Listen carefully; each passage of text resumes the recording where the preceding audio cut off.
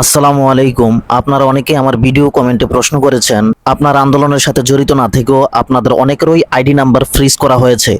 এমত অবস্থায় তাৎক্ষণিকভাবে কি করবেন? তার আগে আপনাকে জানতে হবে ফ্রিজ করার শর্ত কি। অঙ্গীভূতকরণ 2017-এর নীতিমালা অনুযায়ী আনসার সদস্যদের জেলা কমান্ড্যান্ট কর্তৃক ফ্রিজ করার 3টি নিয়ম রয়েছে। 3টি নিয়মের প্রথম নিয়মটি হচ্ছে গার্ড প্রত্যাহার হলে, 2 নাম্বার হচ্ছে শৃঙ্খলাজনিত কারণে, 3 নাম্বার হচ্ছে প্রাক মোতায়েন অঙ্গীভূতির জন্য। এই 3টি নিয়ম থেকে বোঝা যায় যে আপনারা কিন্তু শৃঙ্খলাজনিত কারণে ফ্রিজ হয়েছেন। এখন শৃঙ্খলাজনিত ফ্রিজের শর্তাবলী আমি আপনাদের পরে শোনাচ্ছি।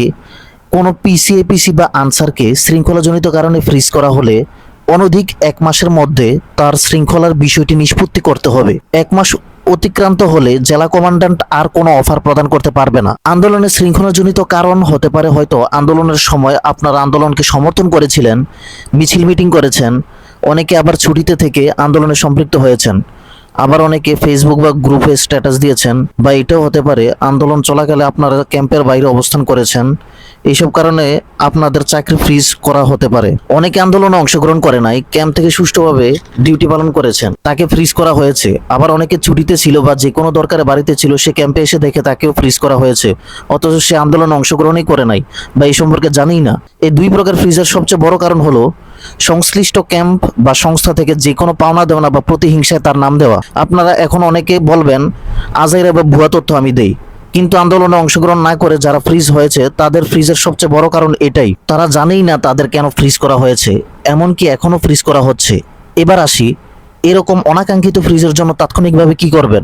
আপনি যদি আন্দোলনে অংশগ্রহণ না করে থাকেন বা আপনার অনাকাঙ্ক্ষিত ফ্রিজের কারণ যদি আপনি না জানে থাকেন, তবে বিচলিত বা হতাশ না হয়ে উপযুক্ত প্রমাণ সাপেক্ষে আপনার নিয়ন্ত্রণাধীন কর্মকর্তার নিকট ফ্রিজ প্রত্যাহারের আবেদন দাখিল করতেই পারেন। অনেকে ফ্রিজ করার পরে ভয়ে বাড়িতে বসে থাকে, ঘরের কোণে বসে থেকে কোনো লাভ হবে না।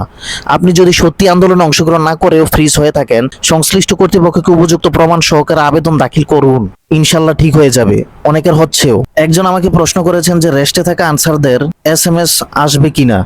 দেখুন, এখন সারা বাংলাদেশে সকল আনসারদের গণবদলি চলছে। বেশ কিছুদিন গণবদলির কার্যক্রম চলছে।